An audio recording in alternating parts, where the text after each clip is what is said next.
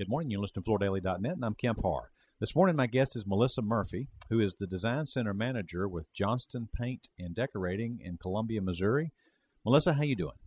I'm great this morning, Kemp. Thanks. Well, thanks for being with us. I always enjoy talking to people that are out there every day at retail, and one of the reasons I've been looking forward to this is that you do what I preach about all the time. You sell flooring, you sell fashion, based on the name of your store, Johnston Paint and Decorating. If you didn't know that you sold flooring, you wouldn't even know it, right? Absolutely. So you have a diversity of products. You sell paint, you sell flooring, you sell window treatments, wallpaper. Is that right? Yeah. And so when people want to decorate their home and change things out, they come to you for more than just flooring. Absolutely. We feel like that we provide a service in our advice and our expertise so that it helps to combat that price issue. No longer is price so important when they can get that advice from one of the designers here. Mm-hmm. And how's business? Business is great here, Kemp. We're in a kind of a little university community. We're now a member of the SEC, which is a big deal. So there are a lot of industries happening here that have been being cultivated over the last few years. So we're really excited. If we've made it through the last 5 years, we're surely going to do well here in the future. Now, SEC, you're talking about the Southeastern Football Conference. Yeah. That's a big deal, huh? It is kind of a big deal around here. Even though you got creamed last week. But I know. And we'll probably continue to for a few years. That'll help your recruiting. I always tell people, they say, "Oh, are you going to the football game?" I said, you know what, I don't give a care about the football game. All I care about is what it does to the economy around us. As we talk about how you do what you do and do it well, one of the things that's very frustrating, you listen to an Emily Marr at Shaw, and she tells you there's 80% of everything they sell is beige. And that's not her fault. That's not Shaw's fault. That's just what's being sold out there. Right. And that doesn't sound very exciting, does it? No, it doesn't sound exciting. And so it takes an organization like yours that has talent like you, and maybe we should talk briefly about that. Are you trained in interior design, or how do you know how to help people? Yes, I have a bachelor's degree in interior design and a minor in color theory, which actually I think I use that way more than I use my interior design degree. We employ designers here who come from various backgrounds, several with a background in interior design, and several also in the art community. It takes a special individual to do what we do because you've got to bounce retail environments off with the capability to design and multitask, but that is something that we have really felt blessed with our staff, that we found those that have a nice mix of just understanding fashion and design, how it applies to your home. Yeah. All right, so a homeowner comes in, she knows she wants to freshen things up at home, and then you engage to help her. And I guess technology's helped there because you can actually, if she hasn't done it yet, you can send her back home and she can use her smartphone and take some pictures and come back and see you, right? Yeah. We used to do a lot more in-home consultation in terms of color specifically and then sell up from there. We do find now that it's so easy for people to just take a lot of photos of things around their house and bring them into us. It helps us get started. It doesn't replace completely the ability to make better decisions in that home, but it does help start us into a direction of helping them choose materials.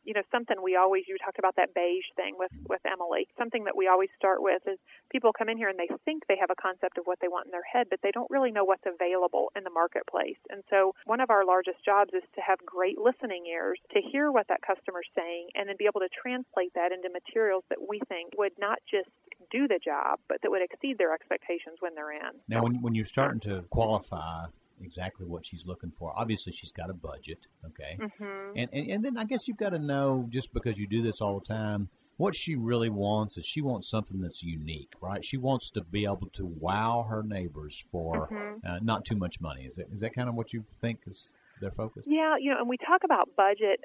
Oftentimes they may have a number in their head. That number typically doesn't relate to what the cost of the product is per yard or per square foot. And so for them coming in and saying, I want to spend $10,000 on my floor, it's impossible for us to relate that back to, okay, I'll show you X product or Y product. Right. So we do try to kind of take a trip through the showroom specifically about the products they're looking for. And, what do you like? What are you drawn to? If they're not sure, then you kind of pull some different things. You'll start with some textures and some twists. You'll throw down a couple of cut loop, maybe a couple of things that have a little bit more color or pattern in them and just kind of see where you're reading them. You take that step, and then kind of build that into them and explain to them, now this product is about in this price range, does that fit your budget? Or the way I prefer to shop and the way I talk to the customers, because when they come in here, it's perhaps an uneasy process. People don't buy flooring like they buy eggs. You need eggs every week, you need flooring every 7 to 10 years. So they're not as familiar with that process, and as they learn online, they may learn some things. They also may learn some things that really aren't appropriate for how you buy flooring. And so sometimes we have to unlearn them. Misinformation. Yeah, exactly. Some of them will tend to come in full of misinformation. We prefer to say, hey, this is the product you love. Let us come out, let's measure the space, and let's put that into a total dollar amount so then you can make an educated decision. If we come to this room cost and it's $3,500 and you said I really only want to spend $2,000, I can quickly show you then what $2,000 will get you. As opposed to sitting there and hem-hawing around about, I only wanted to spend $24 a yard on carpet, not $40. Sometimes people don't really know what that end cost is. So that has been a really good thing for us to be able to kind of work down. We always say here it's easier to climb the stairs coming down than it is to start at the bottom rung. So it's balancing that without scaring your consumer, into thinking that all you have is really fancy and expensive, unattainable objects. Now, how do you get them out of their comfort zone? Because a lot of times they'll just go, let's say beige. We've been talking about that because, it's a neutral. And, and how do you push them into going into something that may be a little bit bolder? We are just real honest with those people, and say, hey, now I understand, first off, I am not going to be upset if you tell me you don't like something, okay? Because you don't want them to feel like they're going to hurt your feelings. But I do tell them, hey, I have a responsibility to you to try to push you out of that zone and try to show you things that you may not have seen before. And you take a little pressure off of them by saying, I don't know what it is you do all day long, or if you know, hey, you're an accountant and you really know numbers. But here, all I do is paint and flooring and design. And so therefore, I've already in my head culled these products down for you. And so I might only show you 6 or 8 that I think are appropriate for you. We don't have to go sift through 200, but that's part of my job. If I get you to 6 or 8, you don't like any of them, tell me. That's fine. We'll go look for more. And that kind of helps them reduce that fear that maybe they're pushing themselves out of the envelope. Something we talk a lot here about is that a scale of pattern. It's very scary to see a sample in, say, a 2 by 3 inch swatch or even a 13 by 8. In reality, that's going to be perhaps across a 18 by 24 foot room. And you're not also going to be 10 inches away from your sample. You're going to be 4 or 5 feet away from your flooring. In order for us to get that wow feel when it's on your floor, we've kind of got to bump it up front. We've got to be a little scared. We've got to kind of tip over the edge so that when it's installed, it does its job. Now, do you have a dream book that you take them through if they just want to see some of your past history? Oh, I think that's something someone does when they have a lot of time, right? No, we have done that in the past, and we haven't done a great job of keeping that up. We do post photos of a lot of the jobs that we do, or the before and afters, and we post that on our Facebook page. We try to have a really great selection of the samples here in the showroom floor. One of our mantras here is that we stand beside you, not in front of you. And that is where I think we're a little different than, say, full-scale design, where they're off in a room designing things, and then they come and present it to you. And so we're often right on our toes. They're right there with us the whole time. There's not a lot of time to think. And that's where retail's so different, that you kind of already have to have it. They're not sitting there waiting for you to kind of think about it and come back with a solution. One last question before we run out of time, but I know you've been in this business for a long time. Are you seeing any trends as far as from one product type to another? What are you seeing out there?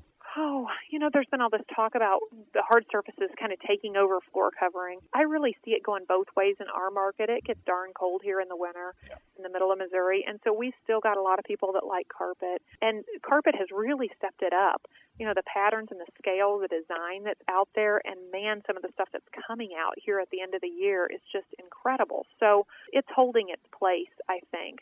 We're still seeing a lot in hard surfaces in terms of natural stone and the digital imitations of natural stone. Yeah. That product just continues to get more and more real looking. Right. Kemp, you were talking about hard surfaces, and one of the things that we really are seeing a trend against is the laminate flooring being replaced with a luxury vinyl wood product. Laminate, no matter how good they're looking, they still have a noise about them that the consumer that consumer keeps getting more educated, and they really do not like that. With the floating LVT products, there is hardly any application that it has to be a laminate over a floating LV wood. We really are seeing that product type increase in our market. And based on the new product introductions out there, I would say that that's the truth across the United States. Okay, great, Melissa. It's great to talk to you. This is really good information. Again, we've been talking to Melissa Murphy, who's the Design Center Manager at Johnston Paint and Decorating in Columbia, Missouri. And you've been listening to Kemp Harr and FloorDaily.net.